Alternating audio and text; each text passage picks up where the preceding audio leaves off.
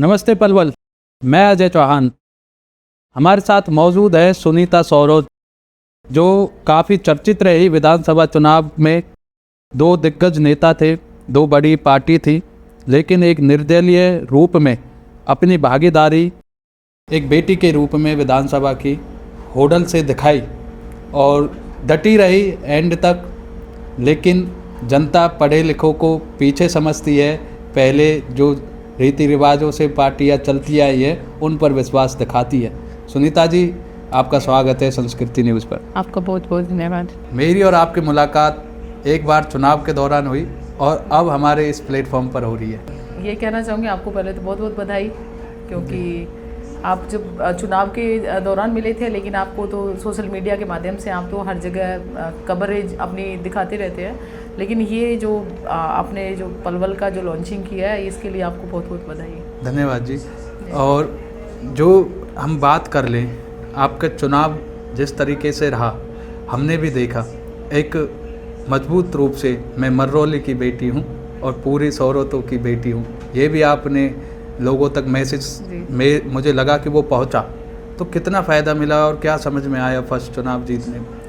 नहीं, देखो मेरा चुनाव की अगर हम चुनाव की बात करें तो देखो इलाके की जो मांगें होती हैं, मतलब मैंने जो वर्क रहा है, मेरा मिनिस्ट्री से जुड़ा हुआ वर्क रहा है हमेशा से, तो मैंने हमेशा ग्रामीण में ही वर्क अपना करा है मिनिस्ट्री के दौरान भी।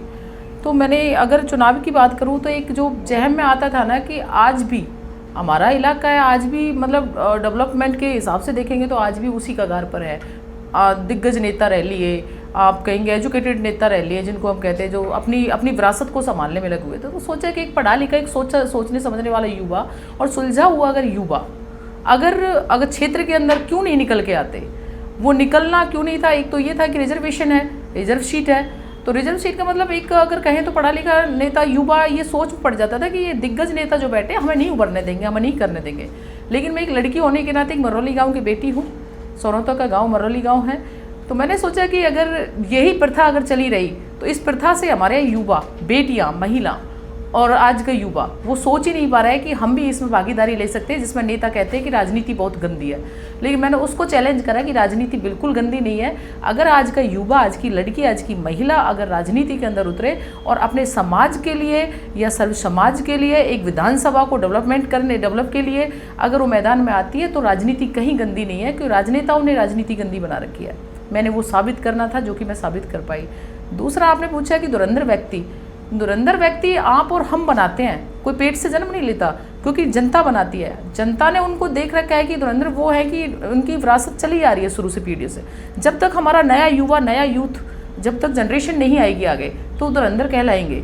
लेकिन मेरा मकसद जो था कि इन दोनों धुरंधर जो पार्टियां कहते हैं और जो धुरंधर नेता कहते हैं, उनको मात देना था कि उनके बीच में एक युवा लड़की और एक मरौली गांव की बेटी, एक सौरोत गांव के मरौली गांव की बेटी आ चुकी है और वो चैलेंज करती है कि हाँ, हम भी युवा, हम लड़कियां, महिला भी किसी से कम नहीं है और हम चैलेंज कर सकते हैं कि हम आगे राजनीति में एक बदलाव की भावना और एक डेवलपमेंट की भावना से हम आए हैं, तो हम कुछ अच्छा करने के लिए हम राजनीति में अपने पैर रख सकते हैं। चुनावों में किसी पार्टी का साथ नहीं लिया, अब आपको इंडियन नेशनल लोकदल में जिलाध्यक्ष की उपाधि भी है जी।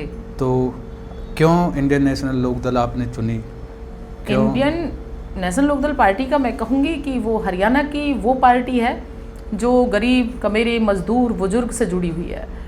जब आपका देखा होगा, आप चौटाला साहब के टाइम से लगा लो, आप चौधरी देवीलाल जी के टाइम से लगा लो, उन्होंने हर गांव में खुद प्रधानमंत्री, उप प्रधानमंत्री होते हुए भी वो खुद जाना पसंद करते थे। हरियाणा के हर कोने कोने तक किसान का हाल पूछते थे।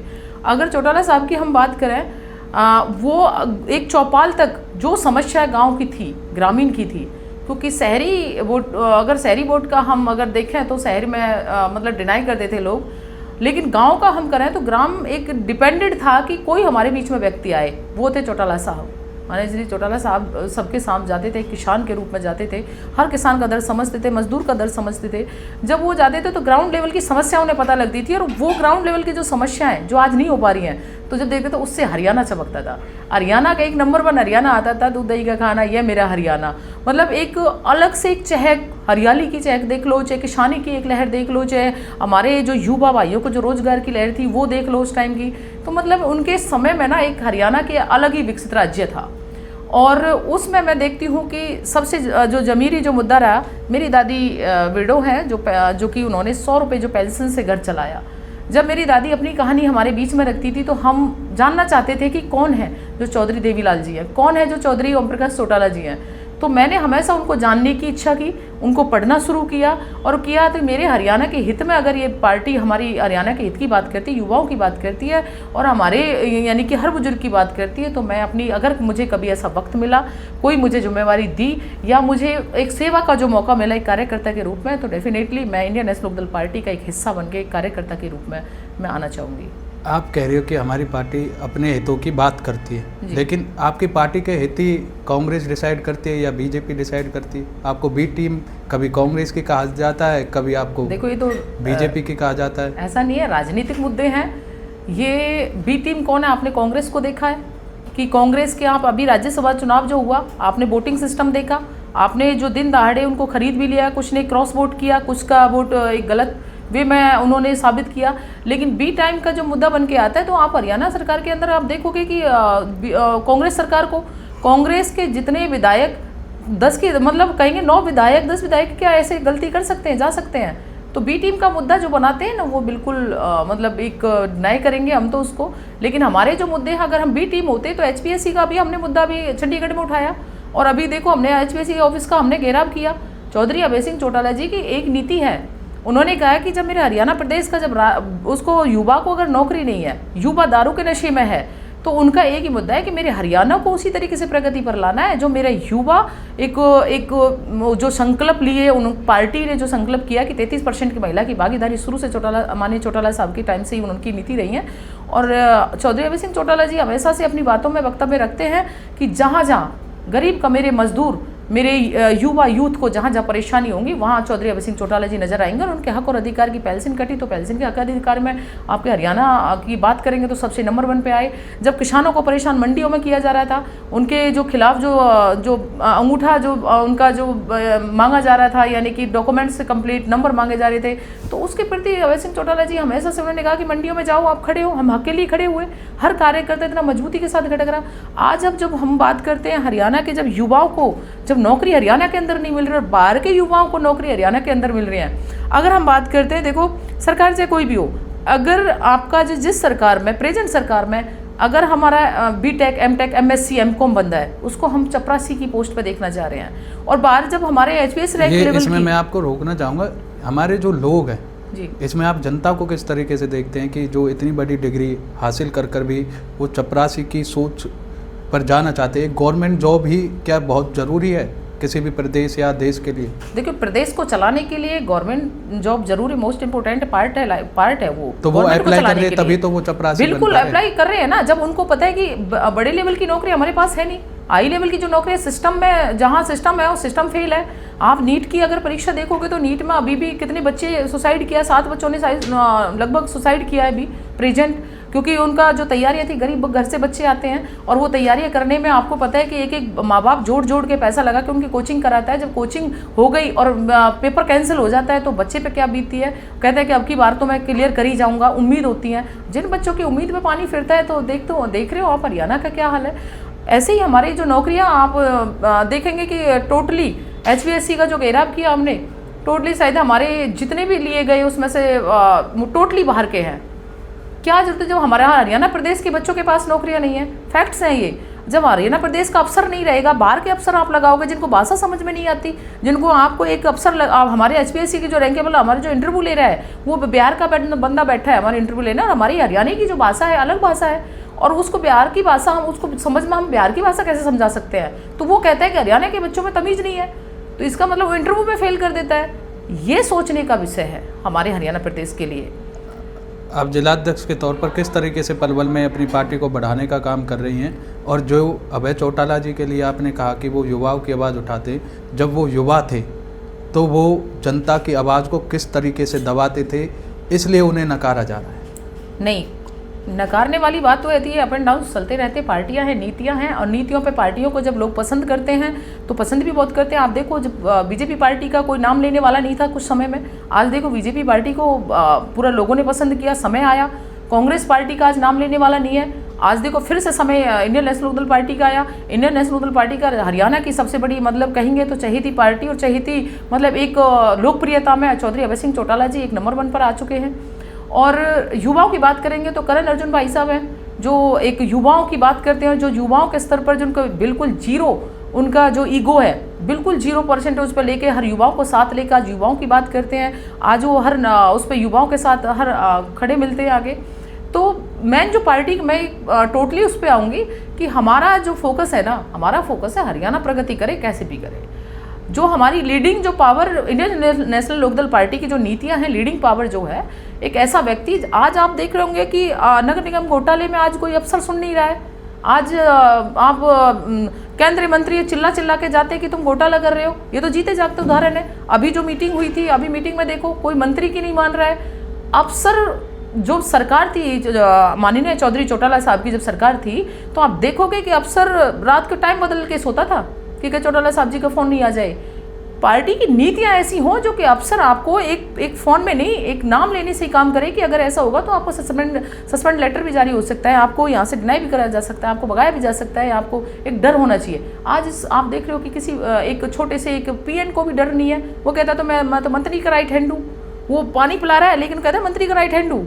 आप देखो जब इस कगार पर अगर राजनीति हरियाणा की है, तो आप देखो युवाओं के भविष्य की, बेरोजगारी की हम तो बात कर ही नहीं सकते। हम तो भविष्य फिलहाल तो हरियाणा को संभालना वहाँ है जब किसानी से शुरू होता है, किसान का मेरा मजदूर, और फिर आ जाता है हमारे युवा में मस्ट। तो जब सारी चीज़ें अब लो स्तर पर जा रही है, तो किसी ना किसी को तो वो चीज़ें उठानी पड़ेंगी और बोलना पड़ेगा। किसानों का मुद्दा उठाया, लेकिन मैंने भी वो देखा, मैं भी ग्राउंड पे आपके पास गया, साथ नहीं मिला किसानों का।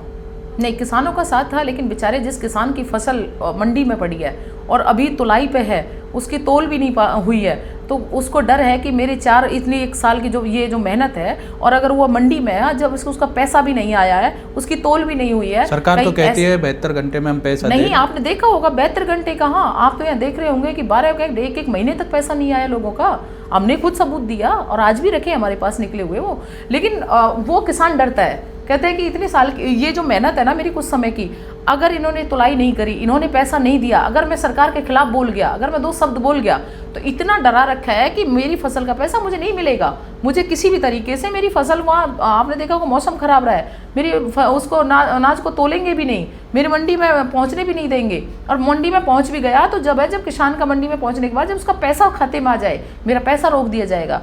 इस डर से किसान नहीं आया। और जो किसान जो निडर था, जिससे कोई नहीं था कि हम तो अपना खुद भर लेंगे, हम तो खुद अपना गोडाउन बना लेंगे, वो किसान आपने देखा होगा रोड पे था, बिल्कुल था पूरे हरियाणा के अंदर। एज ए जिला अध्यक्ष पलवल में जिम्मेदारी महिला की आपको मिली, किस तरीके से आप पार्टी को बढ़ता देख रही हैं? और एक बयान आपका भी वायरल हुआ, जातिवाद में वो फंस गया, उससे कितना नुकसान आपको हो रहा है?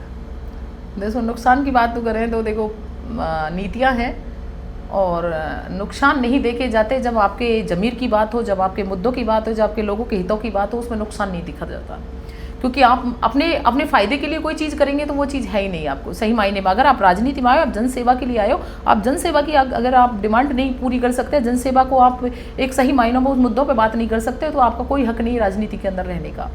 दूसरी बात है, मैं जिला महिला अध्यक्ष मुझे बनाया गया, तो मैंने जिला महिला अध्यक्ष जब से इनेलो पार्टी के अंदर मैं बनी यहाँ, तो मेरी आज महिला टीम को आप देखोगे हर गांव में सशक्त मिलेगी आपको। जो मेरी महिला बहुत साथ दे रही हैं, और आपको बहुत जल्द हम प्रोग्राम करने जा रहे हैं, एक महिला का डिस्ट्रिक्ट लेवल पे हम करेंगे, तो उसमें आपको देखने का मिलेगा बाकायदा। जितने भी मैंने आज तक प्रोग्राम करे, मेरी महिला शक्ति ने हमेशा मेरा साथ दिया है। और मैं ये कहना चाहूँगी, आज इंडियन नेशनल लोकदल पार्टी को मैं बहुत मजबूती के साथ महिलाओं के ग्राउंड लेवल पर स्तर पर मैं मजबूती दे रही हूँ। अभी ओपनली अगर मीडिया की अगर हम बात करें, सोशल मीडिया की अगर हम बात करें, तो ओपनली उस तरीके का नहीं दिखेगा, लेकिन ग्राउंड लेवल पर आपको पूरी मेहनत दिखेगी। आप जिस गांव में भी जाएंगे, उसमें इंडियन नेशनल लोकदल पार्टी की महिला हर तीसरे दूसरे घर में मिलेंगे। अंत में क्या अपील अपने क्षेत्रवासियों से करना चाहेंगे? काफ़ी पलवल के मुद्दे भी हैं, लेकिन समय है नहीं आपके पास भी और हमारे पास भी।